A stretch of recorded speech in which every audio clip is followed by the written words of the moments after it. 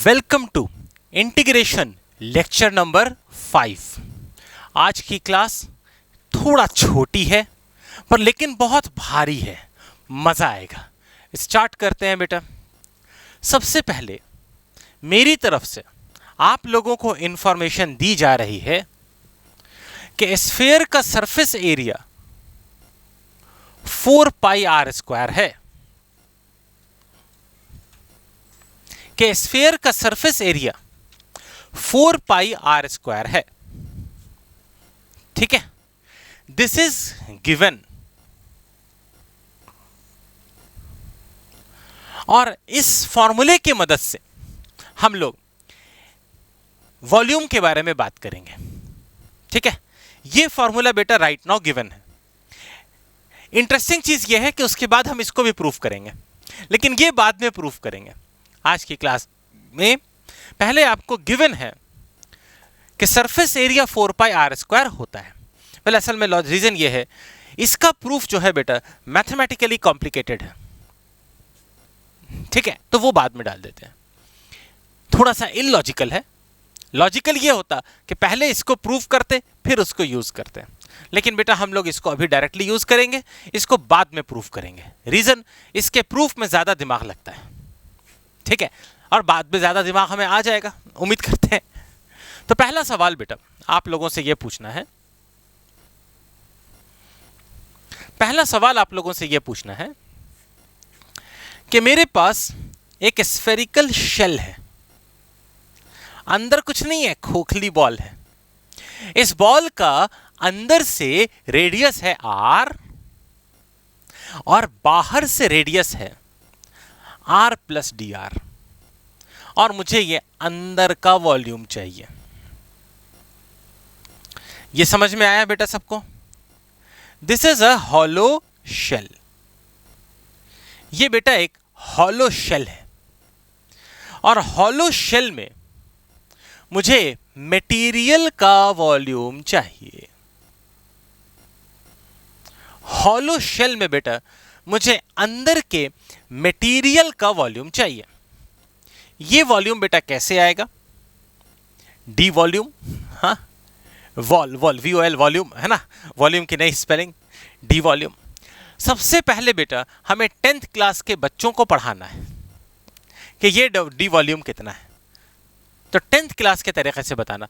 Answer 4/3 pi are cube मत देना, अंदर वाला वॉल्यूम नहीं चाहिए बेटा, ये वाला वॉल्यूम। तो 10th क्लास के मेथड से सबको ये वॉल्यूम समझ में आ गया। This volume will be 4/3 pi r plus d r cube minus 4 pi r cube.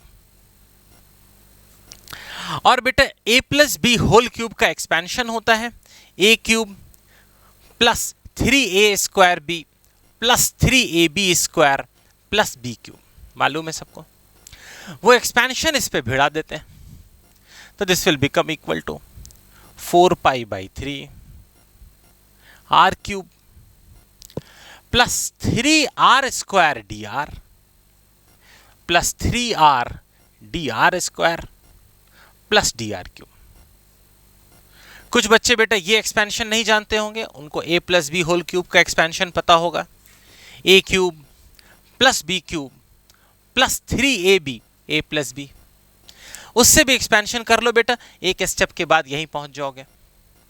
और माइनस वाला पार्ट भी तो रहेगा बेटा, minus 4 pi r cube minus 4 pi r cube.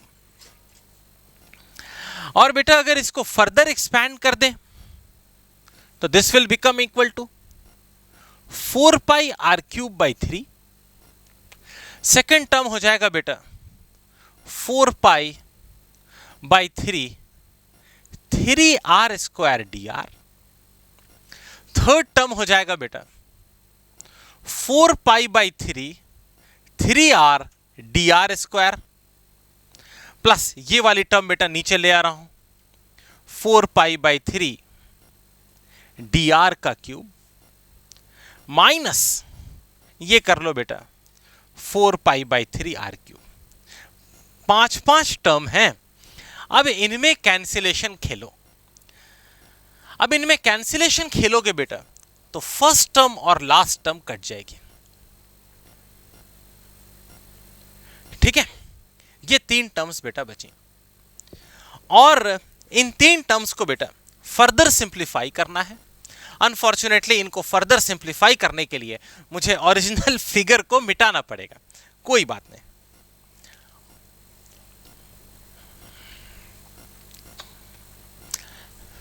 अब जब इसको उधर फर्दर सिंप्लीफाई करोगे बेटा तो ये 3 3 कट जाएगा, ये 3 3 कट जाएगा, ये बचा रहेगा। फर्स्ट टर्म हो जाएगी बेटा this will be equal to 4 pi are square d r. First term क्या हो जाएगी बेटा 4 pi are square d r. Second term हो जाएगी बेटा 4 pi r d r square plus 4 pi r d r square. और थर्ड टर्म हो जाएगी बेटा plus 4 pi by 3 d r cube. उम्मीद करता हूं सबको अच्छे से यहां तक समझ में आया और यहां तक किसी को कोई डाउट नहीं होना चाहिए। अब बेटे इन 3 टर्म्स में कौन कौन सी टर्म हम इग्नोर कर सकते हैं? टर्न्स आउट बेटा डी आर स्क्वायर और डी आर क्यूब को हम इग्नोर कर सकते हैं। क्यों इग्नोर कर सकते हैं?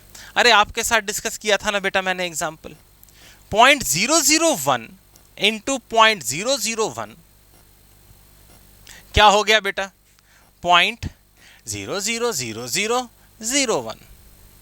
देखो ना बेटा 0.001 का स्क्वायर कितना छोटा हो गया, जबकि ये डीआर जो है वो तो और बहुत छोटा है। स्क्वायर क्यूब ये क्वांटिटीज बेटा छोटी होती जाती हैं, इसलिए बेटा छोटा सा प्यारा सा वॉल्यूम कितने का आ गया? फर्स्ट टर्म रह गया बेटा 4 pi are square d are.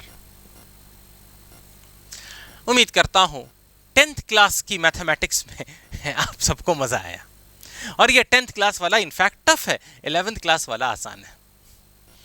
ठीक है, ये 10th क्लास वाला टफ है बेटा, 11th क्लास वाला एकदम आसान है। सेकंड मेथड से करते हैं बेटा। ये हमने डी वॉल्यूम निकाला गंदे तरीके से, लंबे तरीके से, भारी तरीके से। अब बेटा आसान तरीके से डी वॉल्यूम निकालते हैं। देखो बेटा सेकंड तरीका,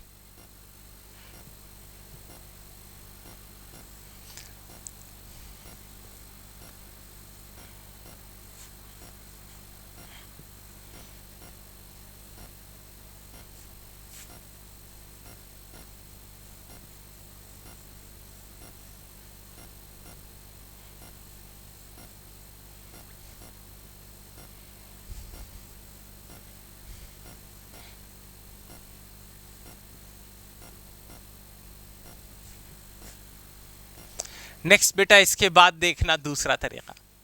ये स्फीयर है बेटा रेडियस आर का, और मैं सिंपली ये पूछ रहा हूं कि अंदर का वॉल्यूम बता दो। ये मेथड नंबर 2 है, अंदर का वॉल्यूम बता दो। अंदर का वॉल्यूम तो बड़े आराम से बता देंगे बेटा। अंदर का वॉल्यूम हो जाएगा 4/3 पाई आर क्यूब। अंदर का वॉल्यूम बड़े आराम से आ गया बेटा, अंदर का वॉल्यूम आ गया 4/3 पाई आर क्यूब। अब मैं क्या कर रहा हूं बेटा, मैं ये कह रहा हूं कि आर जो है डी आर से बढ़ गया। ये स्फीयर का रेडियस थोड़ा सा बढ़ गया, थोड़ा सा ये रेडियस बाहर बढ़ गया। कितना से बढ़ गया बेटा? डी आर से बढ़ गया। जब ये वॉल्यूम डी आर से बढ़ा तो मैं जानना चाहता हूं, रेडियस डी आर से बढ़ा तो मैं जानना चाहता हूं कि ये वॉल्यूम कितना से बढ़ा। जब रेडियस डी आर से बढ़ा है तब मैं जानना चाहता हूं कि ये वॉल्यूम जो है कितना से बढ़ा है। उसके लिए बेटा इसको डिफरेंशिएट कर दो। अगर इसे डिफरेंशिएट कर दोगे बेटा तो D volume by D R हो जाएगा, D volume by D R हो जाएगा बेटा 4π/3 बाहर ले जाओ, आर क्यूब का डिफरेंशिएशन 3r स्क्वायर हो जाएगा। 4π/3 बाहर आ गया बेटा, आर क्यूब का डिफरेंशिएशन 3r स्क्वायर हो गया। और इसे फर्दर सिंप्लीफाई अगर कर दो तो ये बन जाएगा बेटा 4πr square d r, d volume आ गया। कितना आराम से आ गया बेटा, है ना। 10th क्लास टफ है, 11th क्लास एकदम इजी है ना। छोटा सा वॉल्यूम आ गया बेटा 4πr² dr। ये वो वॉल्यूम निकालने का दूसरा मेथड था। अब बेटा वो छोटा सा वॉल्यूम हम लोग तीसरे मेथड से निकालते हैं। मेरे पास एक तीसरा मेथड है बेटा इस वॉल्यूम को निकालने का, जो कि बड़ा ही मस्त मेथड है। जरा देखना बेटा, इसको मिटाते हैं।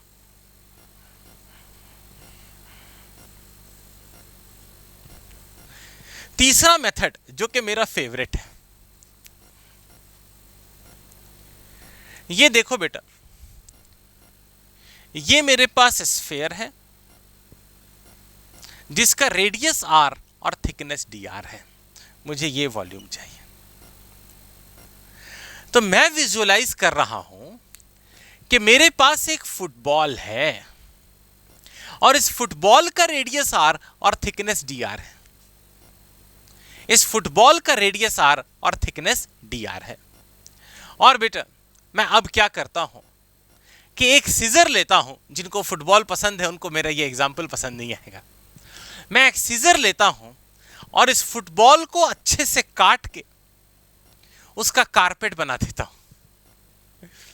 जैसे जैसे रिक्वायर्ड हो, सीजर लेके इसे काट पीट के क्या बना दिया, कारपेट। और बेटा जब इसका कारपेट बनाएंगे तो मैं श्योर नहीं हूं बेटा किस शेप का कारपेट होगा, मैंने अज्यूम कर लिया कुछ ऐसा कारपेट बन गया। ये कारपेट बेटा इस फुटबॉल को काट के बनाया गया। इस कारपेट का सरफेस एरिया बेटा क्या होगा, इस कारपेट का सरफेस एरिया एक्चुअली इस फुटबॉल का सरफेस एरिया होगा। और इस फुटबॉल का सरफेस एरिया बेटा कितना है, इस फुटबॉल का सरफेस एरिया है 4πr²। और ये जो कारपेट है, इस कारपेट का थिकनेस बेटा dr है। तो इस बेसिस पर इस कारपेट का वॉल्यूम डी वॉल्यूम कितना हो गया बेटा, 4πr² dr। इस कारपेट का वॉल्यूम क्या हो गया बेटा, 4πr² dr। आया बेटा समझ में। यह बेस्ट तरीका है बेटा इस छोटे से वॉल्यूम को निकालने का। इस छोटे से वॉल्यूम को निकालने का बेटा बेस्ट तरीका ये रहा, D volume is equal to 4πr² dr। दिख गया सबको, ठीक है।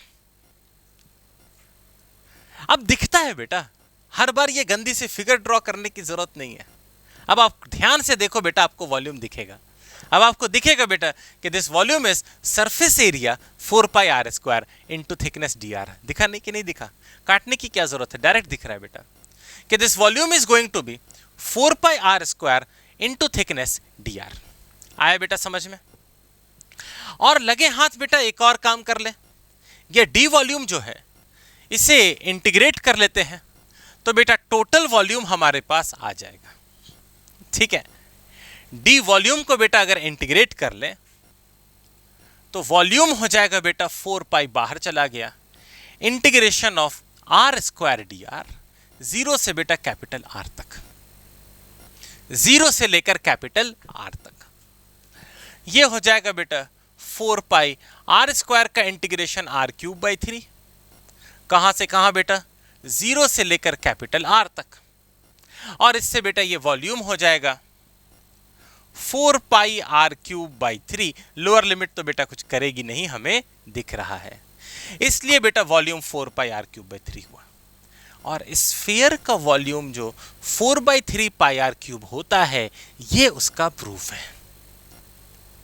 और ये प्रूफ किस चीज पर रिलाई कर रहा है, ये प्रूफ रिलाई कर रहा है इस चीज पर कि स्फीयर का एरिया 4πr² है। और वो प्रूफ करना नेक्स्ट स्टेप है, अभी हम लोग उसके बारे में भी जल्दी से बात करते हैं। पर उम्मीद करता हूं कि ये वाला प्रूफ आपको समझ में आ गया। उम्मीद करता हूं कि इस प्रूफ में आपको मजा आया। नेक्स्ट थोड़ा सा ज्योग्राफी पढ़ते हैं। हाँ, ये मैथ्स वाला ही लेक्चर चल रहा है, ये मैथ्स फाउंडेशन वाले लेक्चर्स हैं, लेकिन बेटा थोड़ा सा ज्योग्राफी पढ़ते हैं, मजा आएगा। देखो बेटा ज्योग्राफी, ये है आपका प्यारा सा प्लैनेट अर्थ। ये है बेटा आपका प्यारा सा प्लैनेट अर्थ। और अर्थ पर कई इमेजिनरी लाइंस हम लोग बनाते हैं। इस लाइन को कहते हैं बेटा इक्वेटर। इस लाइन को कहते हैं इक्वेटर। और इक्वेटर के पैरेलल जो लाइंस होती हैं उन लाइंस को कहते हैं लेटी हुई लाइंस, लैटिट्यूड। ये लाइंस बेटा क्या होती हैं? लैटिट्यूड। ये सब लाइंस क्या हैं? लैटिट्यूड। ये लाइंस हैं बेटा लैटिट्यूड।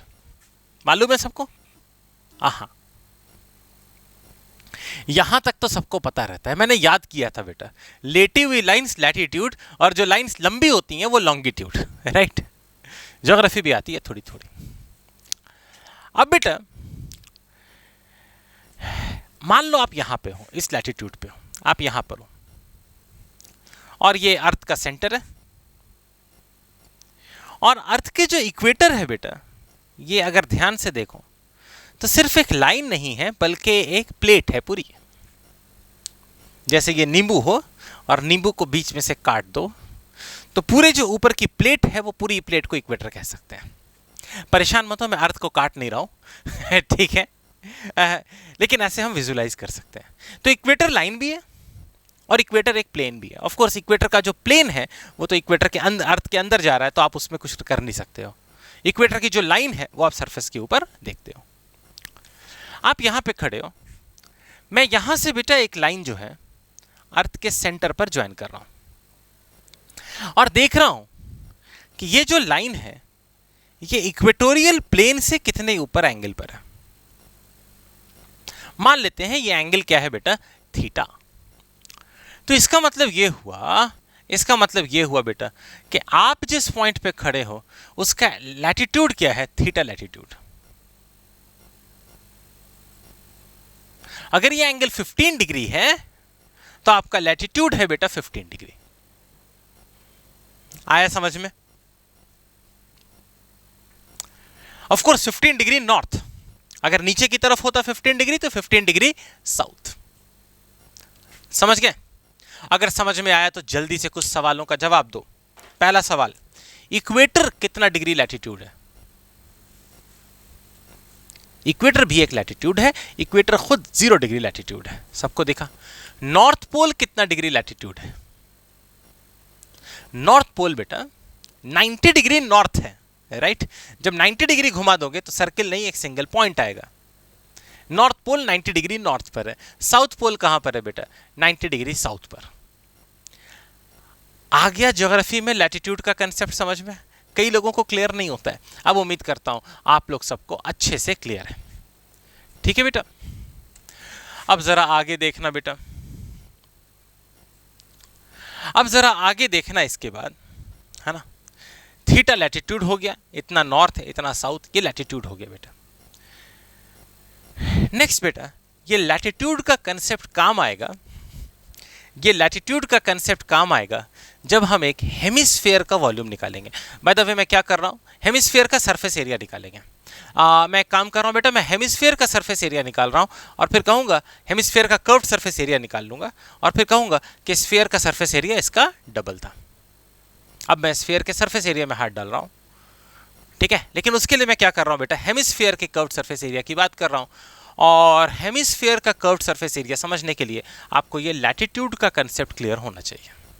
ठीक है, तो क्लियर है? ज्योग्राफी सबको समझ में आ गई?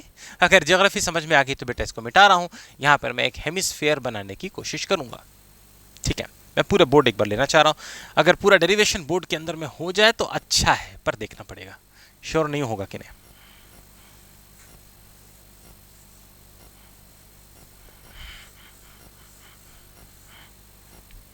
देखो बेटा, ये एक हेमिस्फीयर है, पीछे से कंप्लीट होगा, होने दो। ये एक हेमिस्फीयर है, पीछे वाले पार्ट पे मैं ध्यान नहीं दे रहा, उसको हटा दो। ये हेमिस्फीयर है जिसका क्या रेडियस क्या है बेटा? r। दिख रहा है सबको हेमिस्फीयर? ऐसे ही जमीन पे रखा हुआ है, पीछे का पार्ट में दिखा नहीं रहा हूं। अब मैं क्या करता हूं कि इस हेमिस्फीयर पे एक लैटिट्यूड ले लेता हूं और ये सेंटर है हेमिस्फीयर का। सेंटर से बेटा ये कितने डिग्री का लैटिट्यूड है? थीटा एंगल का लैटिट्यूड है। और ये जो बेटा हेमिस्फीयर था खूबसूरत सा, ये जो हेमिस्फीयर था इसका रेडियस बना ही लेते हैं उसको, है ना। कैपिटल आर था, तो ये जो लैटिट्यूड लिया है उसका रेडियस बेटा कैपिटल आर से बड़ा होगा या छोटा होगा? ये लैटिट्यूड का जो सेंटर है बेटा यहां कहीं होगा, और इसका जो रेडियस है बेटा स्मॉल आर, ये डेफिनेटली कैपिटल आर से छोटा होगा। ऑफ कोर्स थीटा 0 है तब तो इक्वेटर खुद आ जाएगी, इक्वेटर खुद आएगी तो स्मॉल आर कैपिटल आर बड़ा होगा, अदरवाइज बेटा स्मॉल आर जो है कैपिटल आर से छोटा है। आया बेटा समझ में? इनफैक्ट कितना है जरा सा वो हम लोग फिगर आउट करते हैं। इसके लिए बेटा हम लोग ठीक सामने से हेमिस्फीयर को देख रहे हैं, तो ये सेमी सर्किल जैसा दिख रहा है। इसमें बेटा ये वाली साइड कैपिटल आर है, और यहाँ से थीटा एंगल पर हमने इसे ले लिया, और ये वाली साइड भी कैपिटल आर है, ये भी तो रेडियस है, जबकि ये वाली साइड स्मॉल आर है। सबको क्लियर है? और ये एंगल थीटा है तो ये एंगल भी थीटा है। तो शायद सबको दिख रहा होगा कि small r capital R cos theta होगा, और कॉस थीटा बेटा हमेशा 1 से छोटा होता है, इसलिए स्मॉल आर हमेशा कैपिटल आर से छोटा होगा। सबको दिख गया बेटा? मैंने इस ट्रायंगल पर हमला किया, इस ट्रायंगल में ये साइड स्मॉल आर है, ये साइड कैपिटल आर है, ये एंगल थीटा है, उस पर ट्रिग्नोमेट्री लगाओ और देखो कि small r capital R cos theta आ रहा है। ठीक है, ये समझ में आ गया बेटा? अब वेरी गुड। नेक्स्ट बेटा इसके बाद बेटा अगला स्टेप ये है, small r capital R cos theta आ गया। नेक्स्ट इसके बाद बेटा मैंने एक और रिंग ले ली, इसको जरा मिटा रहा हूं स्मॉल आर को, ये साइड कैपिटल आर है राइट, और एक और मैंने यू रिंग ले ली बेटा, जिससे कि एक छोटा सा एरिया यहां पे कट गया। और ये जो अगली रिंग ली है बेटा, ये अगली रिंग यहां से कितने एंगल पर ली है? डी थीटा के एंगल पर, थीटा एंगल पर डी थीटा की रिंग लिया। समझ गया? और वापस इस वाले पार्ट को सामने से देखो, सेकंड फिगर, एक और फिगर बनाते हैं, ये बढ़िया। ये साइड बेटा आर है, ये एंगल थीटा है, और ये एंगल बेटा डी थीटा है राइट, ये वाला एंगल, और ये साइड डी एल की है। ये साइड बेटा डी एल की है, तो डी थीटा हो जाएगा बेटा D L upon R, radian की डेफिनेशन से, यानी बेटा ये डीएल हो जाएगा आर डी थीटा। नोटिस करना कैपिटल आर डी थीटा, क्योंकि स्मॉल आर तो ये रेडियस है ना बेटा, ये रेडियस तो कैपिटल आर है। आया सबको समझ में? मुझे नहीं लगता है एक पेज में होने वाला है, लेकिन अगर इतना समझ में आ गया तो बड़ी बात है। फिर से समझाऊं? श्योर, फिर से समझो, सारा का सारा कंसेप्ट फिर से समझो। कुछ समझ में नहीं आया ना, पूरा मिटा देते हैं, फिर से समझते हैं। ठीक है, पूरा मिटा रहे हैं बेटा, फिर से समझ रहे हैं, फिर से शुरुआत करते हैं। इस बार समझ में आएगा। हाँ, इस बार हम लोग कोशिश करेंगे कि तो हमको समझ में आएगा। पूरा फिर से मिटा के फिर से समझा रहा हूं, समझो। मिटा देते हैं, फिर से समझो बेटा। ये कंसेप्ट भारी है कि आसान है? नहीं, भारी तो है, पर हम उससे ज्यादा भारी है। ठीक है, स्टार्ट करते हैं। हिम्मत करो बेटा, डरो मत। हम लोग धीरे धीरे समझेंगे, हमें हर चीज समझ में आएगी। ऑफ कोर्स उम्मीद कर रहा हूं कि ये लेक्चर आप 2 महीने बाद देख रहे हो, है ना? ओरिजिनल जब देखा था इसको, साथ साथ तो नहीं देख रहे ना? साथ साथ देखोगे बेटा तो बहुत ज्यादा डर लगेगा। 2 महीने बाद डर खत्म हो जाता है, बेसिक्स क्लियर हो जाता है। ठीक है, फिर से देखो बेटा, ये है हमारे लिए हेमिस्फीयर, ये हेमिस्फीयर है, ये हेमिस्फीयर का सेंटर है, ये उसका बैक साइड है। हेमिस्फीयर में ऑफ कोर्स इक्वेटर है, इक्वेटर का रेडियस कैपिटल आर है। यहां से बेटा थीटा एंगल पर हमने एक पॉइंट लिया और एक पूरी सर्किल बना डाली। इस सर्किल का रेडियस बेटा ऑब्वियसली थोड़ा कम होगा, इस सर्किल का रेडियस स्मॉल आर है। यहां तक सबको समझ में आ गया? उस सर्किल का रेडियस स्टडी करने के लिए हमने एक फिगर बनाया। इस हेमिस्फेयर को ठीक सामने से बनाया, ये साइड आर थी, ये एंगल थीटा था। अपने को क्लियर था कि अगर एक ट्रायंगल बनाएंगे तो ये वाला साइड स्मॉल आर होगा, और ये एंगल अगर थीटा है बेटा तो ये एंगल भी क्या होगा, थीटा। और उस बेबी ट्रायंगल पे अगर ट्रिग्नोमेट्री करोगे तो स्मॉल आर आ जाएगा कैपिटल आर कॉस थीटा। आ गया? ये सबको क्लियर है? ये नहीं समझ में आया तो आपने मेरा ट्रिग्नोमेट्री का लेक्चर 1 नहीं देखा। ट्रिग्नोमेट्री का लेक्चर 1 तो आसान था, इंटीग्रेशन का लेक्चर 5 मुश्किल है। आसान लेक्चर छोड़ के मुश्किल लेक्चर देखोगे तो कैसे समझ में आएगा? ठीक है, यहां तक सबको समझ में आया? अब हमने क्या किया कि यहां पर एक और रिंग ले ली, ऐसे ही एक और रिंग ले ली, है ना? नीचे तो अभी ली थी, एक और ऊपर भी ले ली, और उसके लिए एक्स्ट्रा एंगल कितने का लिया, डी थीटा का। और ये जो रिंग की विड्थ है ये डीएल है, ये जो स्ट्रिप बन गई ना,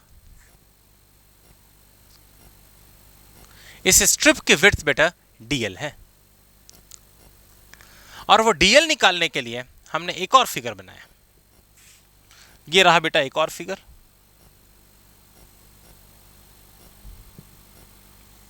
ये रहा एक और फिगर, ये आर, ये आर, ये डी थीटा, और ये साइड क्या है बेटा, डीएल। और डी थीटा की डेफिनेशन से डी थीटा बेटा डीएल अपॉन आर हो गया, यानी डीएल बेटा आर डी थीटा हो गया। डीएल क्या हो गया बेटा, आर डी थीटा। आया सबको समझ में? डीएल हो गया बेटा इससे आर डी थीटा। ठीक है बेटा, ये सबको अच्छे से समझ में आ गया? अरे बहुत बढ़िया।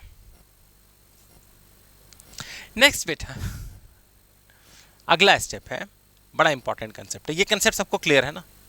नेक्स्ट कंसेप्ट ये है बेटा कि मैंने एक सीजर लिया, आपको समझ में आ गया है ना? समझ में आ गया क्या करने जा रहा हूं, एरिया निकालना है मुझे। तो क्या किया, एक सीजर लिया और सीजर लेके बेटा ये एरिया कट कर दिया, ये रिबन कट कर दिया। ये रिबन पीछे से घूम के आ रहा होगा, है ना? और ये रिबन बेटा जब कट कर लिया तो यूं एक रिबन मिल गया, मिल गया ना रिबन? सेम रिबन है बेटा जो यहां लपेटा हुआ था। और इस रिबन की जो लेंथ है वो इस सर्किल का पेरीमीटर है, इस लैटिट्यूड की लेंथ है। उस लैटिट्यूड का पेरीमीटर है बेटा 2 पाई स्मॉल आर या capital R. Small R, small R बेटा, स्मॉल आर के रेडियस में वो घूम रहा है ना। और इसकी जो थिकनेस है बेटा, जो इसकी थिकनेस है वो है डीएल। तो इससे बेटा बेबी एरिया डी एरिया कितना हो जाएगा बेटा, सबको दिखा? बेबी एरिया डी एरिया हो जाएगा, बेबी एरिया या डी एरिया हो जाएगा 2 pi small R into DL. और डीएल को बेटा यहां सब्स्टिट्यूट कर दो R D theta, small R को सब्स्टिट्यूट कर दो आर कॉस थीटा। तो ये एरिया हो जाएगा 2 pi capital R cos theta into capital R D theta. ये बेटा डी एरिया हो गया। आ गया बेटा समझ में? और अगर इसको इंटीग्रेट कर डालें, अगर इसको इंटीग्रेट कर दें तब क्या मिलेगा बेटा, एरिया हो जाएगा 2 पाई कैपिटल आर स्क्वायर बेटा बाहर चला गया, integration of cos theta D theta. और थीटा बेटा कहां से कहां वेरी करेगा, थीटा चेक करना बेटा। इक्वेटर के लिए थीटा कितना था, 0 डिग्री। नॉर्थ पोल के लिए थीटा कितना था, 90 degree. So theta will vary from 0 degree to 90 degree. ये हो जाएगा बेटा 2 pi are square cos theta का इंटीग्रेशन साइन थीटा।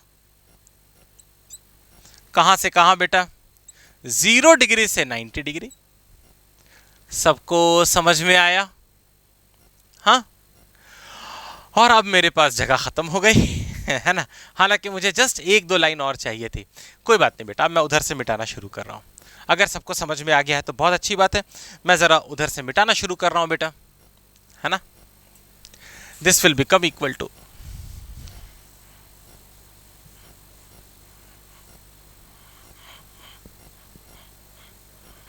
ये बन जाएगा बेटा area equal to, limit apply करनी है, अपर लिमिट हो जाएगी बेटा 2 pi are square, lower limit हो जाएगी 0। साइन 90 बेटा 1 हो गया, साइन 0 0 हो गया, और इससे बेटा कर्व्ड सरफेस एरिया हमारा आ गया 2 पाई आर स्क्वायर। और अगर हेमिस्फीयर का curved surface area 2 pi are square है तो कंप्लीट स्फीयर का curved surface area 4 pi are square होगा। ये तो बिल्कुल लॉजिकल है। आया सबको समझ में अच्छे से? बहुत बढ़िया बेटा। तो जरा इसको मिटाते हैं और आगे बढ़ते हैं। आगे समझ में हेमिस्फीयर का एरिया 2 पाई आर स्क्वायर कैसे होता है, ठीक है। अब बेटा जरा इसको पूरा मिटा लेते हैं और आगे बढ़ जाते हैं। नेक्स्ट देखना बेटा,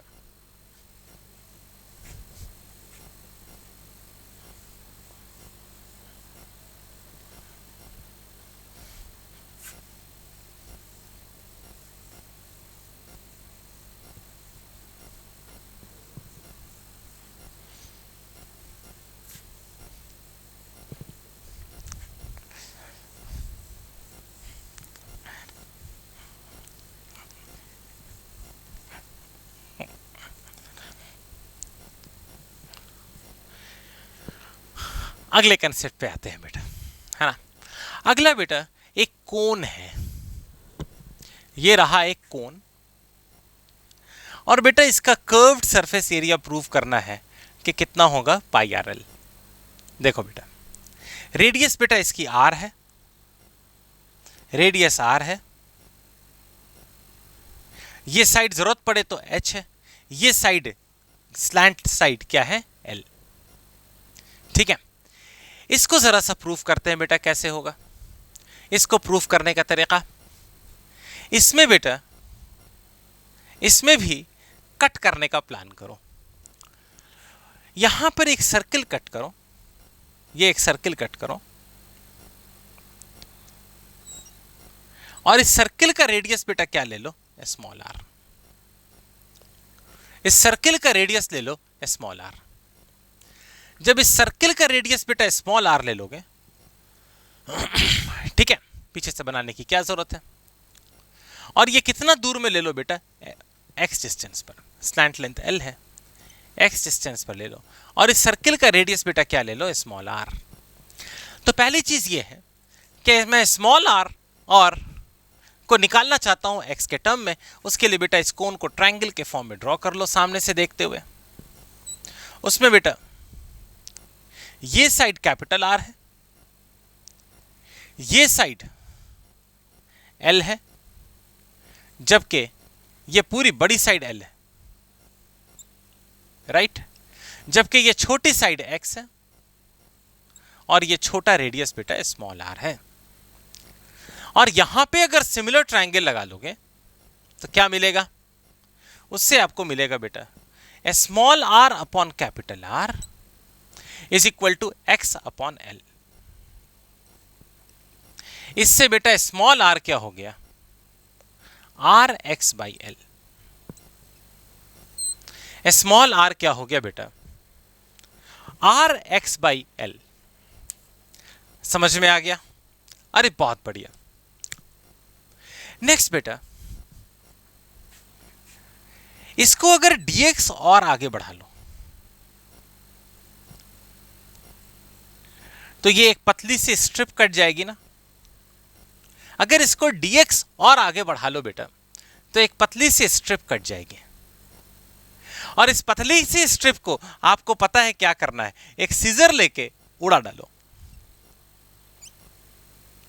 पतली सी स्ट्रिप को उड़ा दोगे बेटा तो यूं एक पतली सी स्ट्रिप आ जाएगी। हाँ, जल्दी से लिखो उसके बगल में पतली सी स्ट्रिप का विड्थ क्या होगी और हाइट क्या होगी।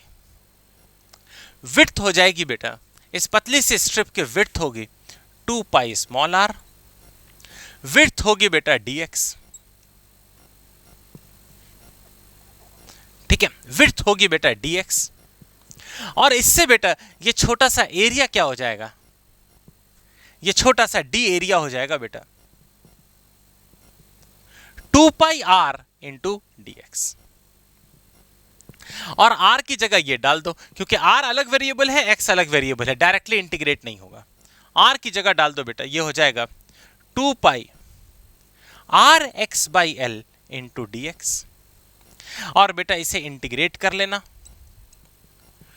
2 पाई r by L into integration of x dx, और इस केस में बेटा x कहां से कहां जाने वाला है, 0 से लेकर l तक, हाँ, इससे इंटीग्रेट कर लो बेटा, ये हो जाएगा 2 पाई r by L x square by 2, limits कहां से कहां है बेटा, 0 से l तक, और बेटा थोड़ी सी बस जगह कम पड़ गई है, पर मैं यहां फिट कर लेता हूं, काम हो जाएगा, यहां जगह बन जाएगी, है ना, यहां से बेटा हम लोग यहां आ रहे हैं, this is 2 pi r by L into L square by 2, lower limit से तो कुछ हो भी नहीं रहा, 2 2 कट गया, एल एल कट गया, आंसर आ गया पाई आर एल। कितना मजा आया, ओ बहुत बढ़िया, उम्मीद करता हूं सबको समझ में आ गया,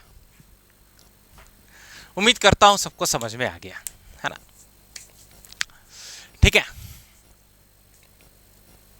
मैं बेटा अपनी क्लास को, आज इंटीग्रेशन अब हमारा खत्म हो गया,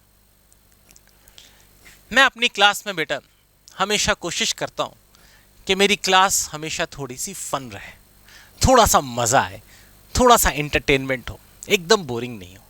और एंटरटेनमेंट बेटा पढ़ाई का पार्ट होता है, एंटरटेनमेंट से मेरा मतलब ये नहीं कि नाच गाना, वो सब मतलब नहीं है, एंटरटेनमेंट थोड़ा सा होना चाहिए, दिल खुश रहना चाहिए। लेकिन एंटरटेनमेंट का जो सबसे मजेदार तरीका है बेटा, वो क्या है, एक्चुअली भारी चीजों को सीखना। और मैं श्योर हूं बेटा, देखो कंपलसरी पार्ट तो कब का खत्म हुआ, इंटीग्रेशन में कंपलसरी पार्ट तो 2.5 लेक्चर पे खत्म हो गया था, जैसे ही हमने जादू का फॉर्मूला किया था उसके आगे सब ऑप्शनल था। लेकिन अगर ये वाली चीज आपको समझ में आ गई तो मजा नहीं आया क्या? लोग पूछते हैं ये किस काम का है, ये सब प्रूफ, लोग पूछते हैं कि ये सब प्रूफ किस काम का है। मैं बताता हूं बेटा किस काम का है। अगर आपको ये प्रूफ समझ में आ गया है, अगर आपको ये प्रूफ समझ में आ गया हो, ठीक है, और कभी फ्यूचर में ऐसा हो, और हर आदमी के लाइफ में ऊपर नीचे होता है, कभी फ्यूचर में ऐसा हो कि आपकी हालत खराब हो और आप अपने आप से सवाल पूछ रहे हो कि मुझे कुछ आता भी है क्या, ठीक है, तो मेरे ये लास्ट के 2 लेक्चर्स बेटा देख लेना। जैसे ही आप देखोगे कि ये सब प्रूफ करने आपको आता है, आपको यकीन हो जाएगा कि मैं कंप्लीट डफर नहीं हो सकता, ठीक है। हमेशा बेटा आप लाइफ में कुछ सिचुएशन ऐसे फेस करोगे जिसमें कि आप अपने आप को क्वेश्चन करना शुरू करोगे कि मुझे कुछ आता है कि नहीं, ऐसी सिचुएशन भी होती है, ठीक है। देख लेना बेटा मेरे ये 2 लेक्चर्स, आपको याद आ जाएगा कि मुझे ये सब कैलकुलेशंस करने आती हैं, डेफिनेटली आपको आता है। अगर ये हिसाब करना आपने सीख लिया, अगर आपको समझ में आ गया कि ये चीज़ें कैसे कैलकुलेट होती हैं, हेमिस्फीयर का एरिया कैसे निकलता है, स्फीयर का वॉल्यूम कैसे निकलता है, तो ये चीज़ें प्रूव करती हैं कि आप बेवकूफ़ नहीं हो बल्कि बहुत इंटेलिजेंट हो। बहुत बड़ा पर्पस है बेटा इस लेक्चर का, इस लेक्चर का बहुत बड़ा पर्पस है कि आपको अपने ऊपर कॉन्फिडेंस रहे कि मुझे कुछ आता है, ठीक है। इंटीग्रेशन खत्म हो गया बेटा। इस लेक्चर के सीरीज का लास्ट पार्ट लॉगरिथम है, वो हम लोग नेक्स्ट लेक्चर से स्टार्ट करेंगे। Thanks a lot.